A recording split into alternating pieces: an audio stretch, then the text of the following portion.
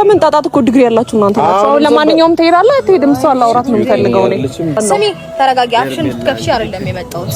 እሷ አፉ ለመክፈት አይደል የመጣው? ልሰማ እኮ አይደለም እንደለመድከው ልል ለማለት ነሽ ብዬ ነው የመጣሁት። እህትም ወንድምም ነገር ካለ ተናገሪና ልሂድበት፣ አለበለዚያ እዚህ እየተንጣጣሽ ቆይ እንሄዳለን። በምን ጣጣት እኮ ዲግሪ ያላችሁ እናንተ ናችሁ። አሁን ለማንኛውም ትሄዳለህ አትሄድም? እሷ አላውራት ነው የምፈልገው እኔ።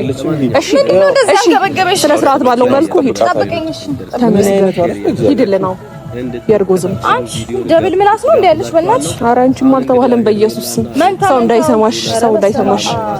ኧረ በስመ አብ ተንገበገብሽ። በደንብ ነው የምንገባገበው። በጣም ነው የሚያስጠላው ወንድምሽ። በጣም ምንም ስርዓት ያለው ወንድም አይደለም ያለሽ፣ ምላስ ብቻ። ወደ ጉዳይሽ እባክሽ። ተጨቃጨቅኝ ጀገጀጋለሽ። ለማንኛውም አሁን ጀገጀግ ሳይሆን ወንድምሽ ስለመጣ ነው ያናደደኝ። ከዛ ባለፈ ደግሞ ይሄ ሰሞኑን እያረግሽው ያለው ነገር ትክክል ነው ማለት ነው። አሁን ባንቺ ህይወት ምንም አይመለከተኝም። የፈለግሽው ነገር መሆን ትችያለሽ፣ የፈለግሽው ነገር ማድረግ ትችያለሽ።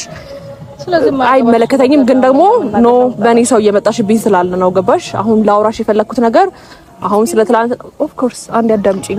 ላውራሽ የፈለግኩት ነገር አዳምጪኝ አንዴ። እሺ እናዳምጥሽ። ከዛ ባለፈ ላውራሽ የፈለግኩት ነገር ምንድነው? አብርሃም ላይ የምታደርጊው ነገር ለምንድነው እማትታዩ? ለምንድነው ልጁ ሰላም ማሰጪው? አይበቃም ወይ?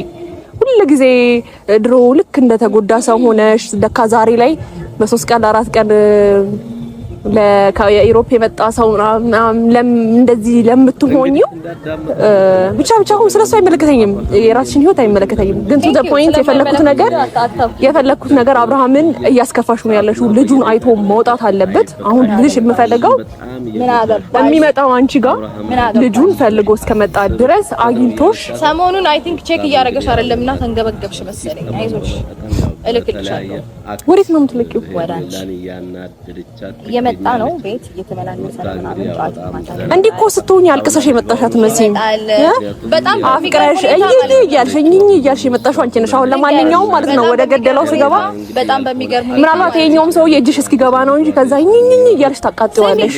ወይ ተረጋጊ፣ እንደዚህ አትበሳጭ። አይ አንዳንድ ጊዜ ነገር አንርሳ እንጂ ጊዜ እንደሚችል አውቃለሁኝ። አይ ነው በጣም ወድጄው አፍቅሬው ምናምን አልቅሼ ልመጣ እችላለሁ። ግን እንዳንቺ ማለት ዳር አይደለም፣ እንዳንቺ ልጅ አልነበረውም። ከሚስት ተለይተ ከኔ ጋር ማግጥ አላልኩትም።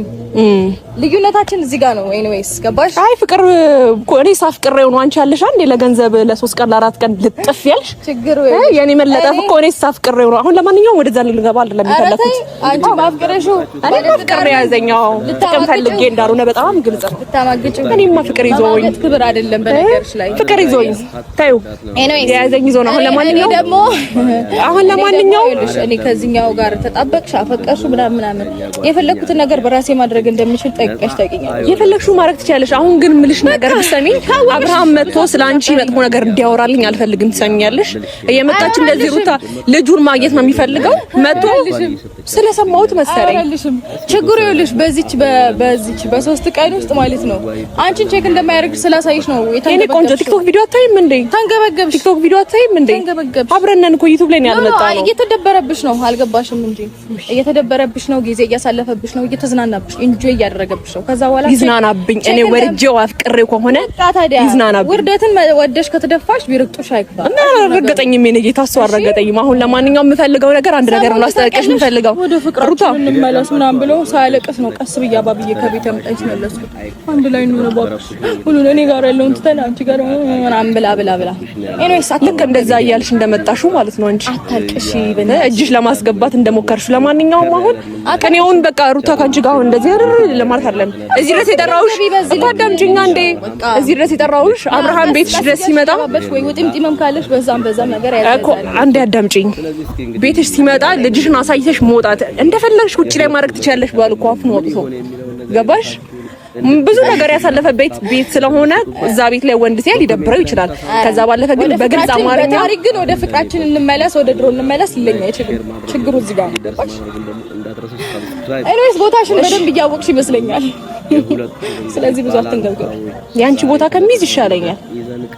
የኔን ቦታማ በምንሽ ታገኛለሽ? በምንሽ ሚስትነት ውሽማነት ደግሞ ወርደ አሁን እኮ አንቺ ኦልሬዲ ውሽማ እየሆንሽ ነው ታውቆሻል። እኔማ አሁን ኦልሬዲ ጉዳይሽ ነው እንዴ? በጣም ነው እንዴ ጉዳይሽን የጨረስሽው? ታስታውቂያለሽ እኮ